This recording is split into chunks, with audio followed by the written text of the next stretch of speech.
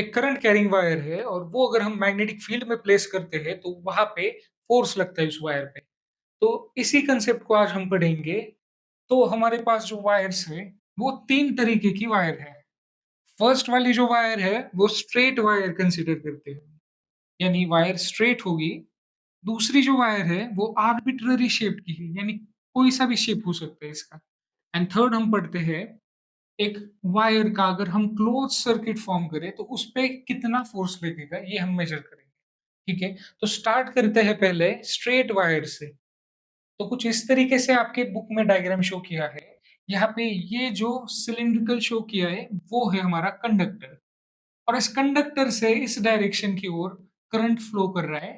तो करंट के opposite electrons move करते हैं, तो कुछ इलेक्ट्रॉन्स इस डायरेक्शन में मूव करेंगे और उनकी जो वेलोसिटी होगी vt यानी ड्रिफ्ट वेलोसिटी वो इस डायरेक्शन में होगी। ठीक है? तो इलेक्ट्रॉन इस डायरेक्शन में जा रहे हैं एंड जो मैग्नेटिक फील्ड है वो आउट ऑफ द प्लेन है यानी प्लेन के बाहर आ रही है। ठीक है? तो ये एक दूसरे से परपेंडिकुलर है। तो अगर परपेंडिकुलर होंगे तो वहाँ पे फ़ोर्स लगता है और उसकी डायरेक्शन शो करने के लिए हम क्या करते हैं, वेलोसिटी की तरह से मैग्नेटिक फील्ड की तरफ हम फिंगर्स को कर्ल करेंगे। ठीक है? कर्ल किया, तो ये जो डायरेक्शन शो होती है, ये मैग्नेटिक फील्ड की या फिर मैग्नेटिक फ़ोर्स की डायरेक्शन शो होती है। तो नीचे मैग्नेटिक फ़ोर्स लगेगा, बट ये जो हमारा चार्ज है, वो नेगेटिव चार्ज है, तो इस डायरेक्शन को अपोज़िट होना पड़ेगा। यानी ये जो फ़ोर्स लग रहा है, वो ऊपर की डायरेक्शन में लगेगा। तो ये कुछ डायग्राम बनाई है यहाँ पे। इलेक्ट्रॉन इस डायरेक्शन में vd वेलोसिटी से मूव कर रहा है और इसपे ऊपर की तरफ फ़ोर्स लगेगा। यानी इस कंडक्टर पे इस डायरेक्शन की ओर फ़ोर्स लगेगा और वो फ़ोर्स हमें कैलकुलेट करना है। इस कंडक्टर से करंट हमारा इस डायरेक्शन की ओर फ्लो कर रहा है, तो इस करंट की जो वैल्यू होगी वो आती है I equals to charge upon time के इक्वल। ठीक है? तो हमें चार्ज की वैल्यू फाइंड करनी है। तो हम लिख सकते हैं Q is equals to I multiplied by T। ठीक है? अभी यहाँ पे हमें करंट की तो वैल्यू पता होगी, बट टाइम कितना होगा वो नहीं पता। तो इसके लिए क्या किया कि एक पॉइंट से मानो इस पॉइंट से एक चार्ज को इस डायरेक्शन में जाना है, इस पॉइंट की तरफ। तो कितना डिस्टेंस कवर कर लिया? L कवर कर लिया आपने। और जो वेलोसिटी है इस डायरेक्शन में वो कितनी है? vd वेलोसिटी है। ठीक है? तो इनसे हम टाइम फाइंड कर सकते हैं। कैसे करेंगे? तो time is equals to total distance जो कि होगा हमारा L divided by speed of the charge. कितना है? vd। ये नॉर्मल फॉर्मूला है स्पीड का। Speed equals to distance upon time होता है, तो उसी को हमने इन्वर्स कर लिया है। ठीक है? तो ये हो गई टाइम की वैल्यू। अगर ये हम इस चार्ज की वैल्यू में पुट करेंगे तो आएगा Q is equals to I L upon VD. ठीक है? तो ये आ जाता है हमारा चार्ज का फॉर्मूला। यानी इस कंडक्टर में इतना चार्ज प्रेज़ेंट होगा। ठीक है? अभी हम इसका इस्तेमाल करेंगे मैग्नेटिक फ़ोर्स कैलकुलेट करने के लिए। यहाँ पे एफएम हम कैलकुलेट करने वाले हैं। तो देखो, मैग्नेटिक फ़ोर्स का फॉर्मूला होता है magnetic force vector is equals to charge into velocity vector cross B vector. ठीक है? तो यहाँ पे जो वेलोसिटी यूज़ हुई है वो ड्रिफ्ट वेलोसिटी है, तो इसके लिए हम लिखेंगे वीडी। ठीक है? इसको अगर हमें सॉल्व करना होगा तो हमें क्रॉस प्रोडक्ट लेना होगा जो कि आएगा Q VD B sine theta जो उसके बीच का एंगल होगा एंड डायरेक्शन आएगी एन कैप। ये हो गया हमारा मैग्नेटिक फोर्स वेक्टर। यहाँ पे अभी हम चार्ज की वैल्यू पुट करेंगे। चार्ज की वैल्यू कितनी आती थी? I L upon V D. तो ये चार्ज हम इसमें पुट करेंगे। तो ये हो जाएगा magnetic force vector is equals to charge की जगह पुट किया I L upon V D into V D into B into sine theta and N cap. ठीक है? तो यहाँ से देखो VD एंड VD कैंसिल होता नजर आ रहा है। ये कैंसिल हो जाएगा, क्या बचेगा? यहाँ पे बचेगा I L B sine theta into N cap. ये यूनिट वेक्टर है हमारा।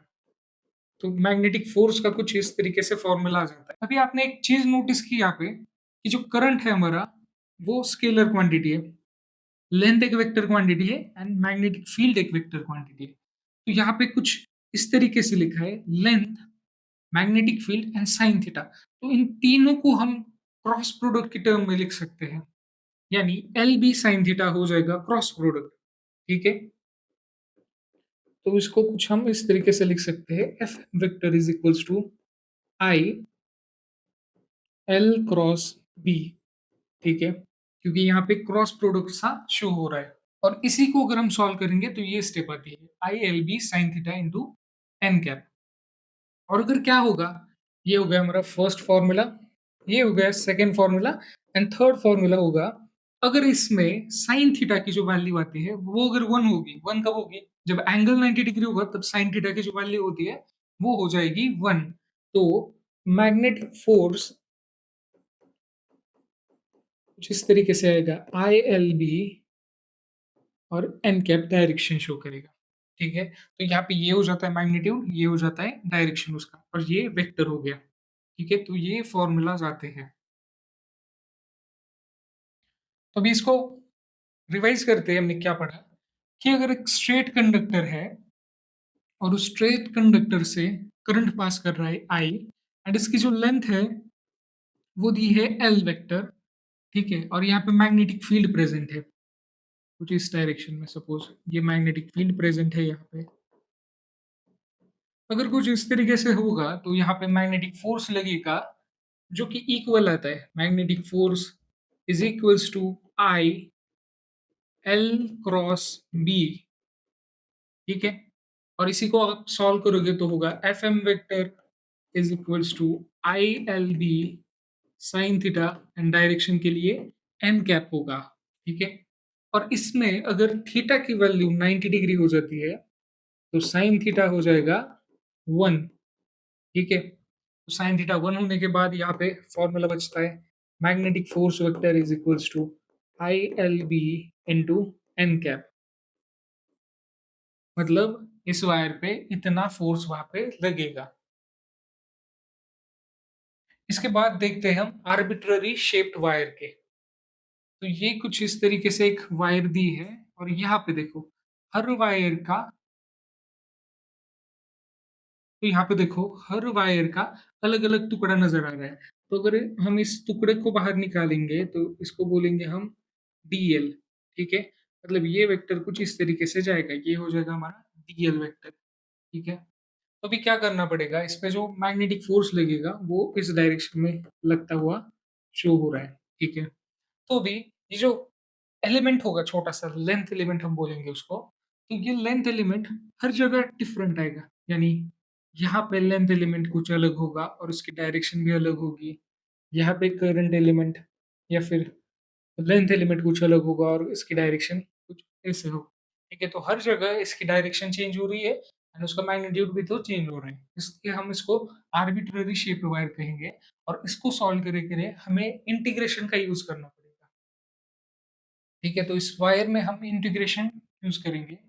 ये सपोज कर लीजिए हमने कंसिडर वायर, ये वायर का टुकड़ा हो गया डी एल वेक्टर, एंड यहाँ पे जो फोर्स लगेगा वो हो गया मैग्नेटिक फोर्स। अभी इस छोटे से लेंथ एलिमेंट की वजह से छोटा सा फोर्स लगेगा, उसको हमने रिप्रेजेंट करने के लिए लिखा D F M vector is equals to, अभी हम प्रीवियस वाला फॉर्मूला यूज करेंगे, क्या था, करंट, करंट कितना पास कर रहा है इसमें से, आई करंट पास कर रहा है, और मैग्नेटिक फील्ड कितनी है यहाँ पे, बी मैग्नेटिक फील्ड प्रेजेंट है। तो क्या हो जाएगा, I into D L vector cross product, magnetic field कितनी है, बी वेक्टर। ठीक है, तो ये हो जाएगा। और अगर आपको इसको सॉल्व करना होगा, ये छोटे से करंट की वजह से यहाँ पे फोर्स लग रहा है। ठीक है, अगर हम सारे करंट एलिमेंट को कुछ इस तरीके से ऐड कर दे तो ये टोटल वायर की वजह से लगने वाला फोर्स हमें मिलेगा। तो इसके लिए आपको इंटीग्रेशन करना पड़ेगा।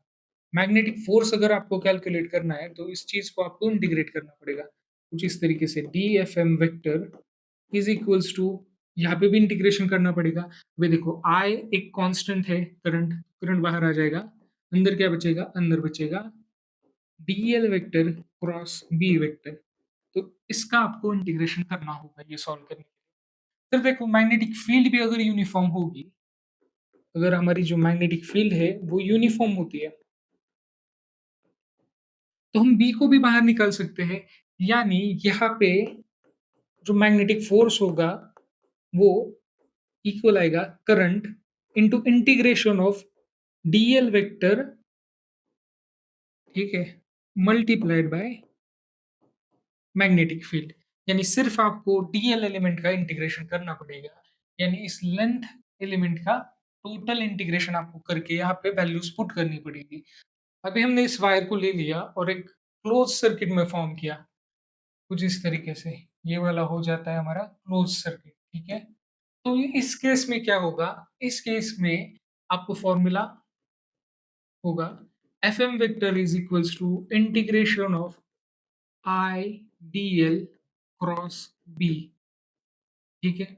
और यहाँ पे देखो ये जो इंटीग्रेशन है ये क्लोज्ड इंटीग्रेशन शो कर रहा है, यानी ये क्लोज लूप है, इसलिए यहाँ पे क्लोज्ड इंटीग्रेशन परफॉर्म होगा। अभी आई को हम बाहर निकाल लेंगे एंड मैग्नेटिक फील्ड को भी साइड पर रखेंगे, तो ये हो जाएगा current into closed integration of DL vector, ठीक है, इंटू मैग्नेटिक फील्ड, कुछ इस तरीके से आएगा।